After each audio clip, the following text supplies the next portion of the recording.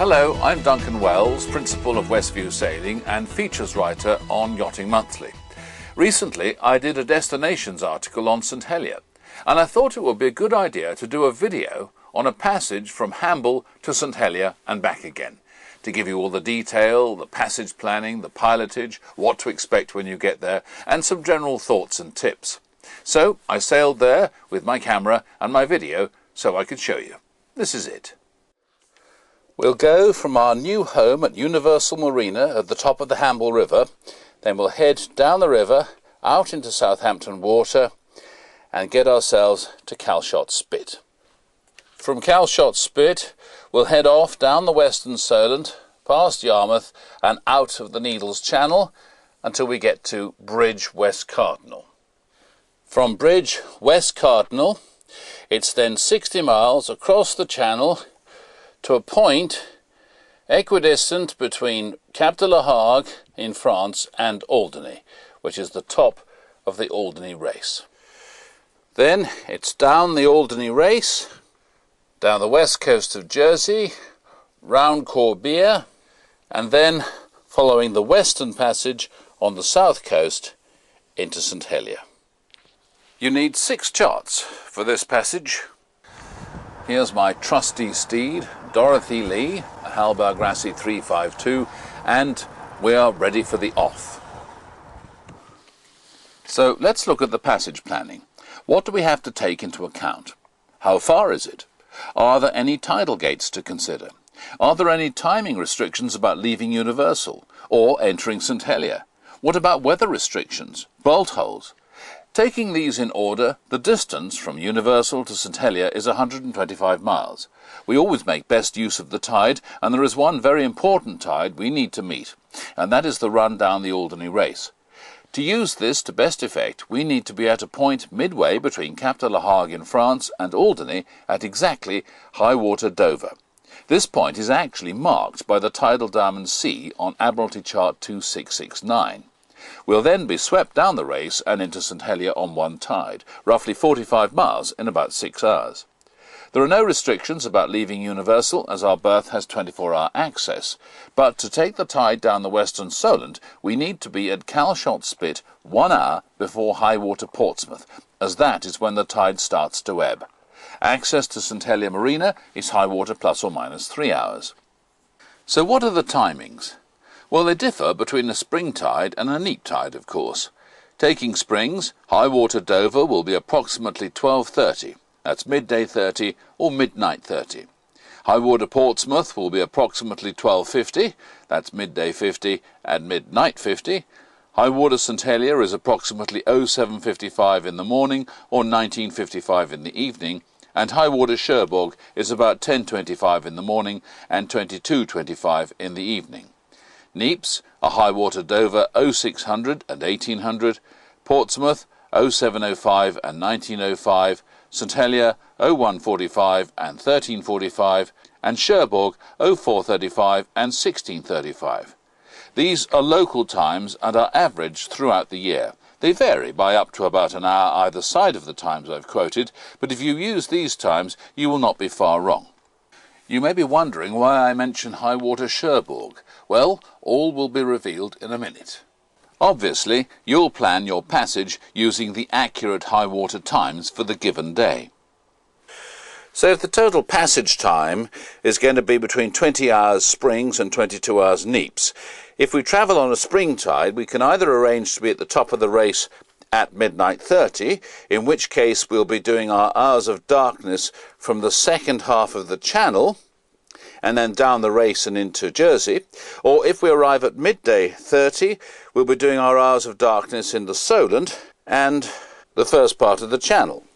On neaps, an arrival at the top of the race for 0600 means we've done the channel in darkness, and for 1800 means that our passage to that point has been in daylight, but depending on time of year, that the race, the west coast of Jersey and so forth will be in the dark. So you pays your money and you takes your choice. It's not actually possible to do a straight run in daylight in the average cruising yacht because the time taken is going to be at least 20 hours. Although, as there are a great many pot marker buoys around the Channel Islands and especially down the west and south coast of Jersey, I like to be doing this section in daylight where possible. If you are in the dark, rig a searchlight before you set off. If you break your passage by stopping in Cherbourg, then of course you can take 2 days to get there and sail in daylight. The day I did it, it was pretty much neaps, and so it would take me 22 hours. I add an extra hour in for the channel crossing and then another hour for the ordinary race, because on neaps you don't get as big a tidal lift. High water Dover was 0702, so running 11 hours back from that, I needed to be at Bridge, West Cardinal, at the end of the Needles Channel by 2000 on the evening before. High water Portsmouth on that day was 1850. The tide would turn to ebb in the Solent at 1750. Universal Marina is 20 miles from Bridge, West Cardinal, so at an average of 6 knots, that's about 3.5 hours. So I left my berth at 15:30. I'd be punching the last of the flood tide, and then at 17:50, an hour before high water Portsmouth, I'd start to pick up the ebb and would ride this down the Western Solent, down the Needles to Bridge. Now to planning the passage. We've sorted out the exit of the Solent, but what's the tide in the Channel going to do to us?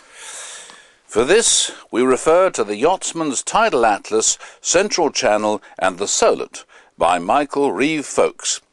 And this is referenced to high water Cherbourg. We'll convert the French local time to our local time by taking 1 hour off it, as we'll always be working in our local time of UT for the winter months and UT+1, or British Summer Time, for the summer months. Jersey keeps the same time as the UK mainland. We'd only move on to French time if we decided to stop in Cherbourg. So we find the high water time for the tide that will affect us. High water Cherbourg is roughly 3 hours before Dover, working in the same time zone, and so if Dover high water is 0700, we can expect Cherbourg to be 0400. As it was on the day I went, high water Cherbourg was 0351 in standard French time. I was on BST, so I could take the time of 0351 straight from the almanac and place that onto the tidal atlas. And there's the 0351 written in the high water box. We then run the times back, 0251, 0151, until we get to 1951. I actually set off across the channel at 1930. I always like to be a little early, just so I don't miss my appointment on the other side. 1951 falls into high water +5 of the previous high water. But I wouldn't worry about that. If we work on the 0351 high water of the morning, then work back to here, the tidal set and rate will be fine. So now we want to work out the tide effect by netting off the west-going tide against the east-going tide. In actual fact, the ebb tide has more south in it than the flood tide has north, so you actually get a little bit of an extra lift when crossing north to south. Of course, if you're going to take 12 hours for the crossing, you might say that we can call the tidal effect 0. I always allow 10 hours on springs and 11 hours on neaps for the crossing, making sure I go at 6 knots boat speed. So the engine goes on if the wind is light, and that'll be a motoring cone by day, and off with the tricolour, on with the side lights and stern light and the steaming light by night. Because the minute we start motor sailing, we're deemed to be a power-driven vessel, and we must show other vessels clearly what we're doing. Now I take my handy piece of tracing paper, which I've marked up in 6-mile intervals, and we lay this over the tidal stream atlas. And we can see underneath what the tide is doing at any one point. Now there's Bridge, and that shows us, that's 2 knots of tide west-southwest. We're going to call it west. So 2 knots of tide for our first hour. Now the way to read this tidal stream atlas is to consider the height of high water at Cherbourg. Here are the heights of high water, 4.85, 5.2, with the intervals in between. our high water on this day was 5.1, so that's the column we'll be dealing with. 2 knots is what the tidal stream atlas said. Come across to the 5.1 column, and the answer is we'll be getting 1.5 knots of tide at that point on that day. So we write that down, 1.5 miles west. Then we do the same for the next hour. Lay over the tracing paper, there's bridge again, and it's going to be, roughly speaking, 1.8 knots west that we're going to experience around there. So again, we follow down the speed to 1.8, height of tide to 5.1, come across there, and the answer is 1.4. So we write that down, 1.4 miles west. And we do this for all 11 hours of our crossing, which gives us the following. And that's a difference of 1.9 miles to the west. But to be really accurate, we're actually starting across at 1930, so we only need 75% of that tide. So the 1951 figure of 1.5 knots becomes 1.13 knots. And then at the end, we're only sailing for about 9 or 10 minutes in the 6:51 hour, so that 1.2 west becomes 0.2 west, all of which adds up to just over 7 miles of west current and 6.5 miles of east current, a difference of half a mile. Let's keep an eye on it, but it's hardly worth doing a course to steer for. So now we're at the top of the ordinary race. There are 3 routes we can take. You get the biggest tidal lift with Route 1, which is down the Little Russell between Herm and Guernsey. You go down there and it sweeps you right round here and in underneath Jersey. That's 51 miles in total, but you get a tidal lift of 17.6 miles, so it nets to 33.4 miles. But it really is actually for those people going to St Peter Port. The next strongest bunch of tides are the ones that take you down the Big Russell between Sark and Herm. Again, you come roaring down there and swept right round and into St Helier. This is 46 miles, but nets to 32.1 after allowing the tide. And then there's the direct passage, which is from the top of the race straight to Gronay Point on the northwest of Jersey. The tides are slower down this section. It nets to 31.4, the gross mileage is 43, nets to 31.4 on a spring. You can go straight from there, straight between the Paternoster Rocks and the Des Ormes Bank. That has a least depth of 6.7 metres chart datum. You must miss the Paternosters, obviously. But you can go straight between those two, that's fine, straight into the Swashway and down. The tide is pushing you actually in this way at that point, so quite often I find that I'm actually to the west of the West Cardinal, which is very obedient, down the west coast and then into Jersey. Timing, of course, is critical here. Get this wrong and you'll be standing still. Worse, you might be going backwards. There's only one thing you need to avoid when coming down the race, and that is the Banque de la Shoal. This isn't going to cause you a problem if you're going straight down to Jersey past the west coast, because it'll be on your starboard side. If you're going for the Little Russell, it'll be well to port. The only time you might be concerned is coming to the Big Russell. Just make sure you keep it to port. There's a least depth on 2.7 metres there, so heavy overfalls and breaking seas can be found there. There is C, that's our waypoint for the top of the race. So everything about the channel crossing is geared to arriving at the top of the ordinary race by high water Dover. So that's our course sorted. What about weather and bolt holes? Well, the bolt holes we have are Cherbourg and Bray on Alderney. Cherbourg is probably best if it cuts up rough at the top of the race. You shouldn't be caught out though, as you'll have got a forecast before you set off. If there's any doubt, wait. Go when the conditions are suitable. East and west winds in the channel will create a swell, and with wind over tide they will chop the sea up. This usually requires a north wind to flatten it out. The Needles Channel, well, that'll cut up rough on a big spring ebb against, say, force 5 southwesterly. The Channel Islands, however, being in the lee of Normandy, are protected from winds between the east through to the southwest. But from 240 degrees to 305 degrees, which is southwest by west to northwest by west, the islands are exposed, and you don't need much wind from these directions against a strong ebb or flood tide for the sea to become rough. Read The Channel Islands Pilot by Peter Carnegie for detail on this. There's always a strong swell and overfalls around headlands as well. An ebb tide on the south coast of Jersey tends to build up a swell. That's not a problem because we're going to arrive on the flood tide. So just to confirm, these are the high waters that will affect us. Portsmouth 1850, Dover 0700, Cherbourg 0351 and St Helier 1430. We'll leave Universal at 1530, we'll be at Bridge by 2000, we'll be at the top of the Alderney Race by 0700 and we'll arrive in St Helier around about 1400 with plenty of water to get over the sill. Our course across the channel will be S-shaped, but there's nothing to hit out there except other ships, so we won't worry about that. So, let's do it. Here we are coming down the Hamble River. Once we've cleared Hamble South Cardinal, we set the sails and sail to Calshot Spit and then down the western Solent, past Yarmouth, Hurst Castle, Hurst Light and down the Needles Channel. There's some traffic coming up the Needles Channel.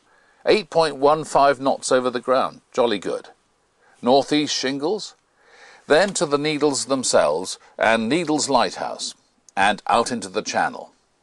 Time to cook my supper. We managed to sail for about 8 hours, and then 10 miles off Cherbourg, as the wind was piping up to a true force 6, I decided to reef the main, and in the process broke the slider gate, so now I couldn't get the main up or down. We were bouncing around a fair bit, and it was jolly tricky taming the sail, but eventually I got it all down and lashed it to the boom with a mooring line.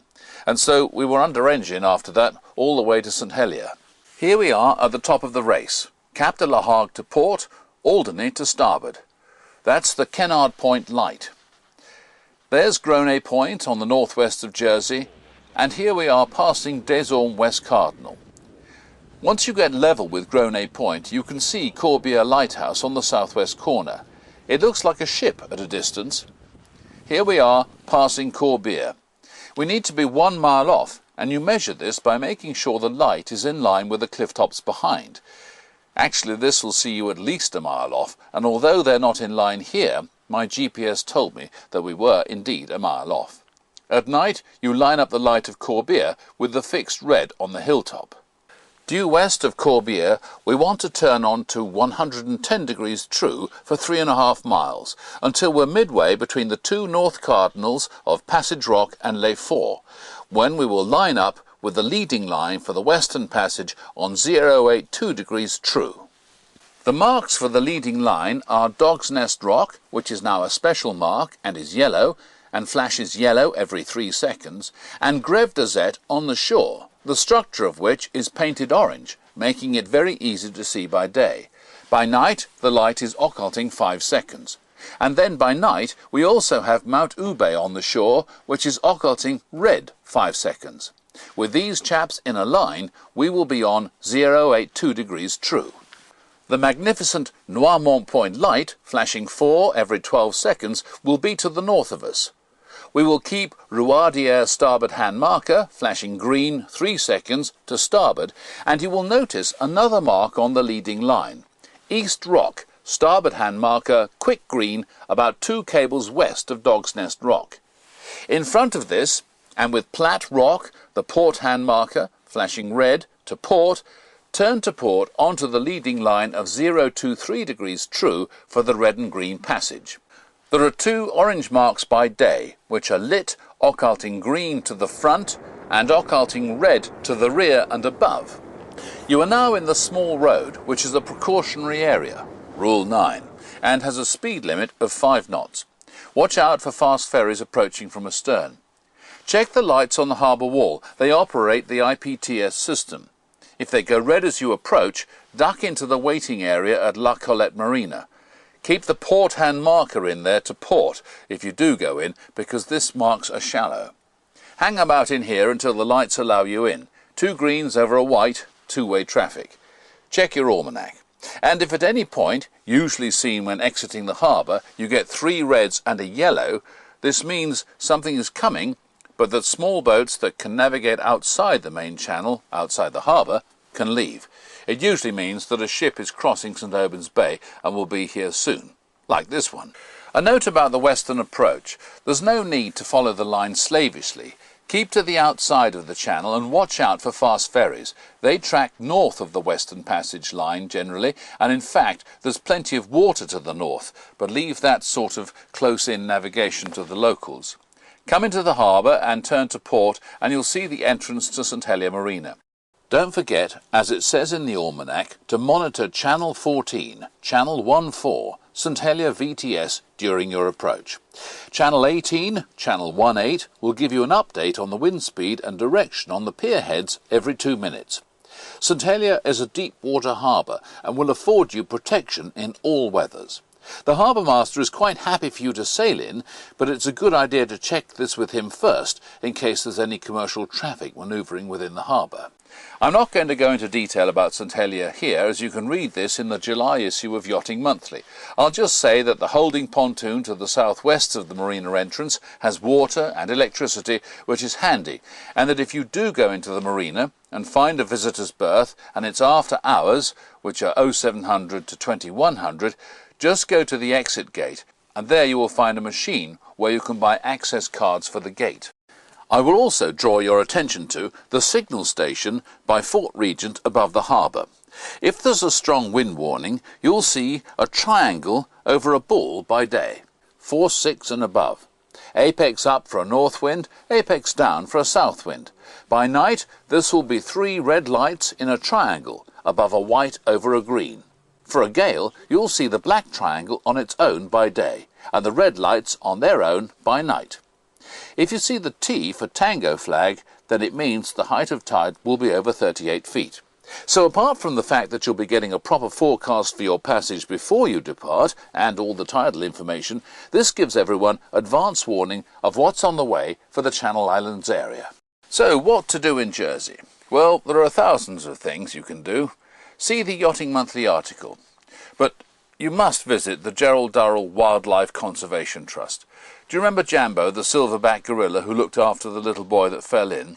Well, the current alpha male is Ya Kwanzaa. The man in the orangutan house told us an interesting fact. Put a screwdriver down in front of a silverback gorilla and he'll be frightened of it.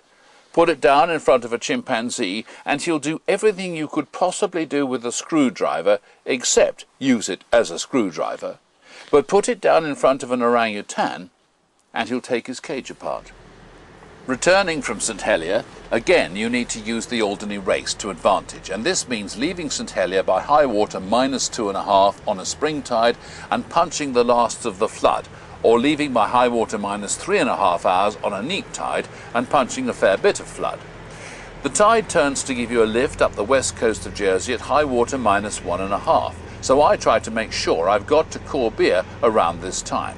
So I might build in another half an hour and leave springs at high water -3, neaps high water -4. That means I'll need to have left my berth in the marina and avail myself of the waiting pontoon outside. Apart from that, it's just the reverse of the outbound journey, but you do want to use the flood tide up the Needles. And you'll find that all the timings work for this as long as you maintain 6 knots across. Total journey time should be again between 20 and 22 hours, unless you arrive late at the Needles and have to punch the ebb tide, in which case you can add a good 3 hours to the last bit. If this happens, keep to the shallow water across Lymington Bank, Leap and Bewley to minimise the effect of the ebb tide. Just a word about traffic. The channel is open waters and shipping should abide by the coll regs, and so should you. When you're the stand-on vessel, stand on, but be ready to avoid a collision at all costs.